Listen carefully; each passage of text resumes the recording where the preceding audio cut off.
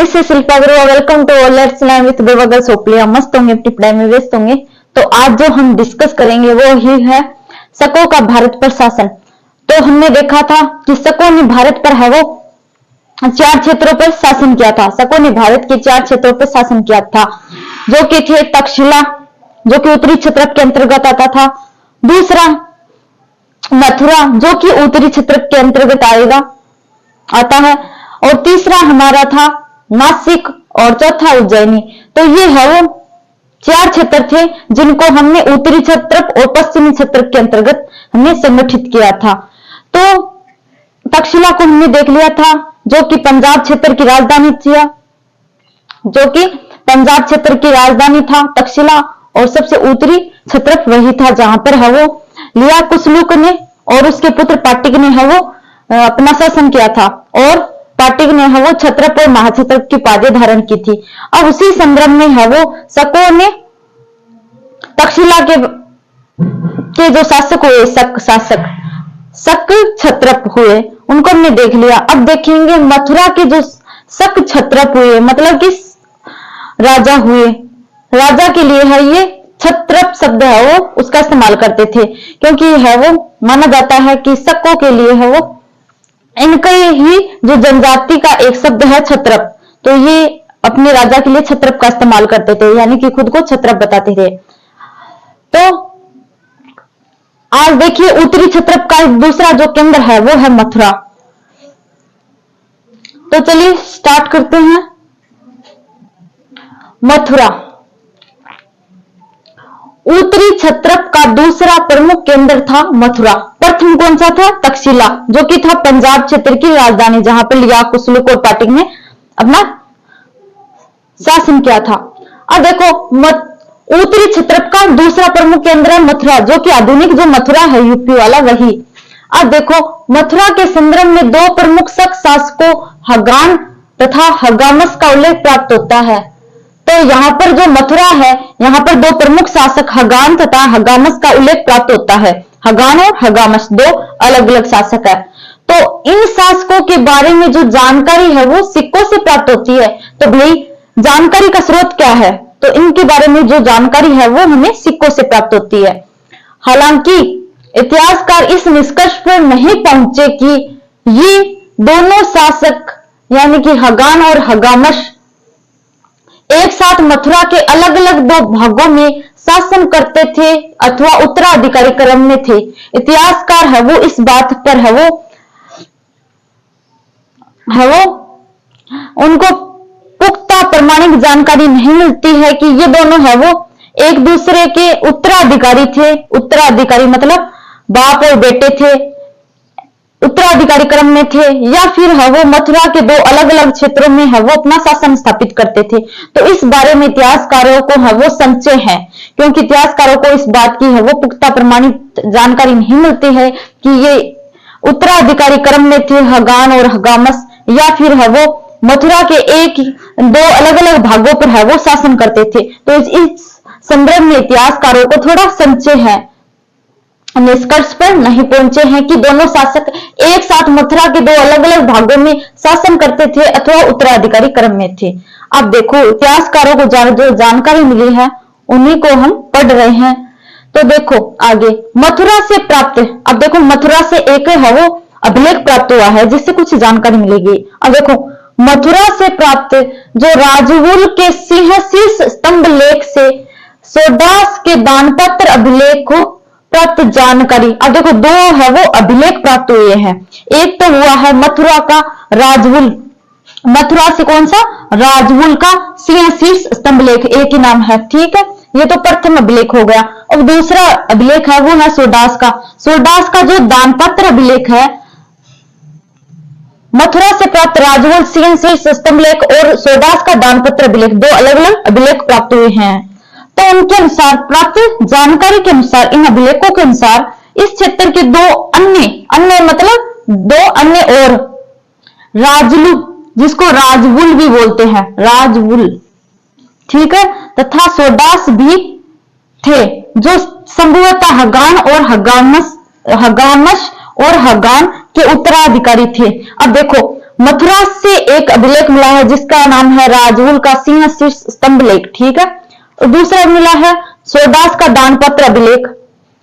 तो इन दोनों अभिलेखों में जैसी जानकारी मिलती है कि एक तो राजा है राजलु, जिसको राजवुल भी बोलते हैं, एक है सोरदास।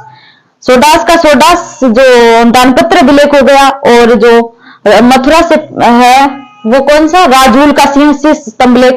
तो राजलु, एक तो राजलु और दूसरा जो सोरदास राजा है, दो अन्य राजाओं का उल्लेख मिलता है। ऐसा माना जाता है कि ये दोनों जो सोरदास और राजलु है, ये है वो हगान और हगामस के है वो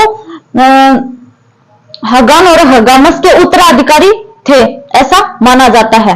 तो जो मथुरा से जो राजलु का अभिलेख मिला है और जो सोरदास का दानपत्र अभिलेख मिला है, इनसे हमें ऐसी जानकारी मिलती है कि राजलु और सोरदास है वो क्रमशः है वो जो हगान और हगामस के ये उत्तराधिकारी थे। तो है वो अनुमानों के आधार पर ये लोग बताते हैं, क्योंकि अभिलेख मिला है, इस आधार पर है वो इतिहासकार बता रहे हैं। अब देखो आगे,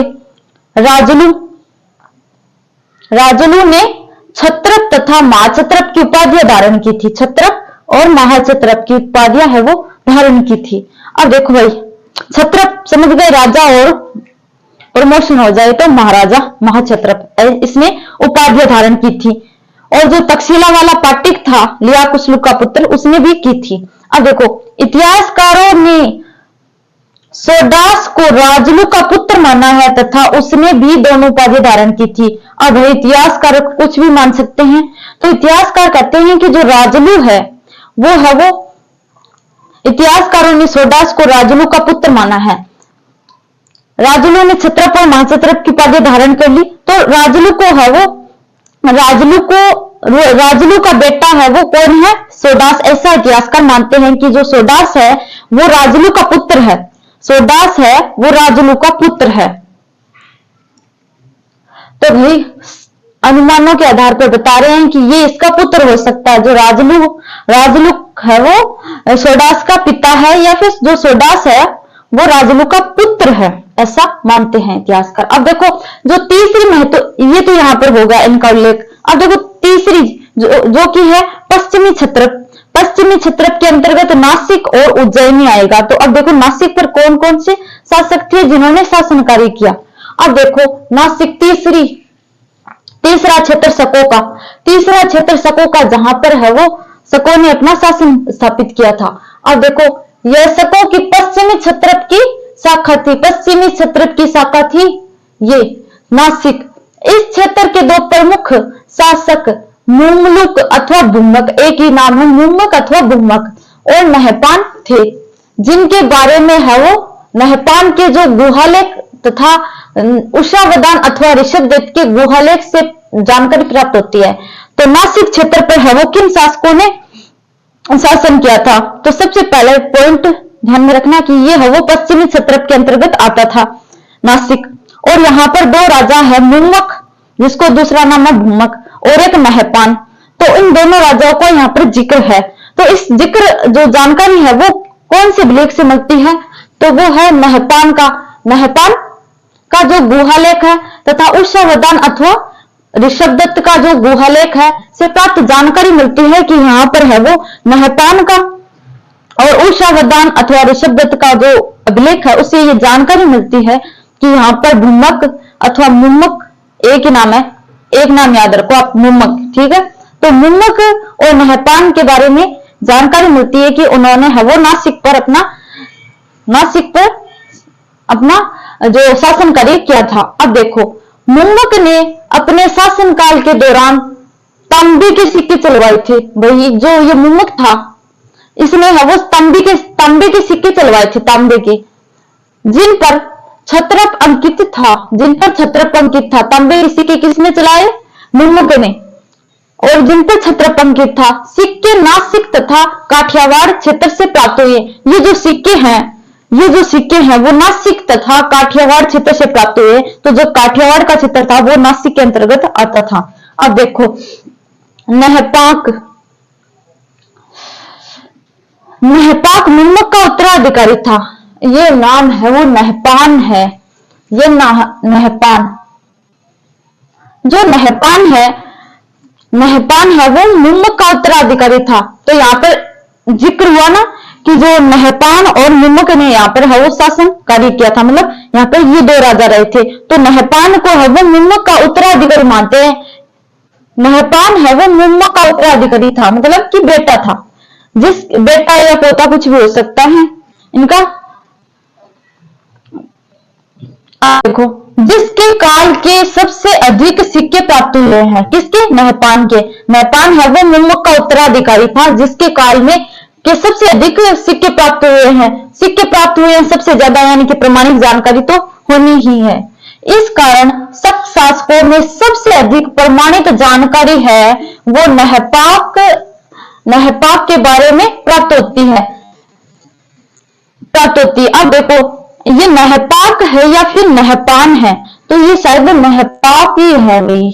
तो ये नाम मैं देख के बताऊंगी आपको कि ये नहपाक है या फिर नहपान है, तो थोड़ा ध्यान में रखना। अब देखो, नहपाक के बारे में है वो सबसे ज्यादा सिक्के मिलते हैं, तो सबसे ज्यादा ऐसा मानते हैं कि ये प्रमाणिक, सबसे ज्यादा सिक्के नहपाक के ही मिलते हैं हमें। तो प्रमाणिक जानकारी है वो इसके बारे में प्राप्त होती है। अब देखो, नहपाक के शासन को इतिहासकारों ने लगभग 119 से लेकर 124 ईसा पूर्व तक निर्धारित किया है।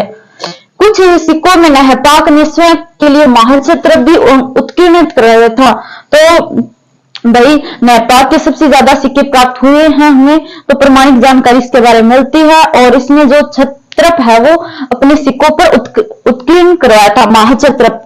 तो इसमें है वो सिक्कों पर स्वयं के लिए महाक्षत्रप है वो शब्द है वो अंकित कराया था। मतलब देखो, जो शक शासक हुए जितने भी, वो सब लोग है वो महाक्षत्रप क्षत्रप ये अंकित करवा रहे हैं। तो नहपाक के बारे में थोड़ा बहुत और है वो पढ़ेंगे। और एक जो पश्चिमी क्षत्रप की शाखा रह गई है हमारी उज्जैनी, उसको भी अगली कक्षा में हम डिस्कस करेंगे। तो मिलते हैं नेक्स्ट वीडियो में।